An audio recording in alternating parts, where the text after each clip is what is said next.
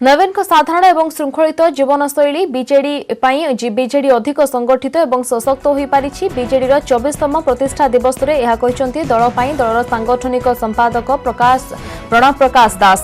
सबु कर्मी दिन को 3 ରୁ 4 घंटा काम करने को आह्वान देछंती प्रणव प्रकाश। दुर्नीति दूरीकरण मुख्यमंत्री प्रथम बड़ पदक्षेप। मुख्यमंत्री लोकंक सह सबु बेले अछंती। सेपरि वरिष्ठ नेता संजय दासवर्मा कहते गत 23 वर्ष बीजेडी पई एते सहज नथिला। नवीन पट्टनायक संकल्पबद्ध नेतृत्व को स्वीकार करिसंती ओडिशावासी। ओडिशार सामग्रिक विकास पई सबु बेले बीजेडी काम करिछि। सेपरि राज्यसभा सांसद सस्मित पात्र कहते 2024 निर्वाचन पई आजिठु मूलदुआ पड़िला। नवीन डिसिप्लिन तांगर जीवनचर्या डिसिप्लिन आमन को डिसिप्लिन को रखछन। आमन की चेष्टा भी करनो आम नेता को देखुछु आम आइडियल को देखुछु और निजुक ता अंतरे ढल चली।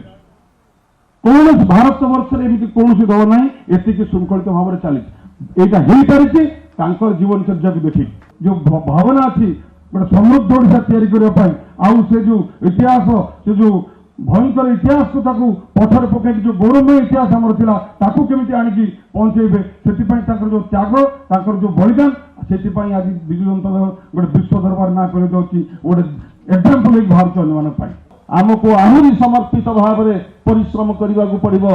आहरी समर्पित भाव में नवीन सरकार लोकाभिमुखी योजना दारिद्र्य दूरीकरण योजना किभली भाव में तृणमूल स्तर में पहुंचुची ताकू जो सोशल स्क्रूटिनी आवश्यकता रही तार गुरुदायित्व आम उपर न्यस्त रही। आज अवकाश में पुणी थे 23 वर्षर जो अक्लांत यात्रा जो कष्टसाध्य यात्रा जो महत्वपूर्ण यात्रा से यात्रा को अबारित भाव में आग को जारी रहिबो।